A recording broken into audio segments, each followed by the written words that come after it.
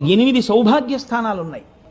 ఆ 8 సౌభాగ్య స్థానాల్ని పొరపాటున కూడా కాలుతో తొక్కడం కానీ, కాలు తగలడం కానీ, నోటితో నింద చేయడం కానీ, విమర్శించడం కానీ, తక్కువ చేసి మాట్లాడడం కానీ చేస్తే అటువంటి వారు ఉత్తర జన్మలయందు అమ్మవారి యొక్క అనుగ్రహాన్ని కోల్పోతారు. మొట్టమొదటిది తాడి చెట్టు, రెండవది చెరకు. అందుకే అమ్మవారి చెరుకు పట్టుకుంటుంది. చెరుకు ముక్కలు తీసుకొచ్చి అమ్మవారికి పెట్టినా వినాయకుడికి పెట్టినా పరమ ప్రీతి. కాబట్టి చెరుకుగడ, తాడి చెట్టు, రూపుమారిన పాలు అంటే జున్ను కానీ పెరుగు కానీ. నాలుగవది ఉప్పు. ఉప్పుని ఎన్నడూ నింద చేయడం కానీ ఉప్పుని తిట్టడం కానీ చేయకూడదు. నాలుగవది ఉప్పు.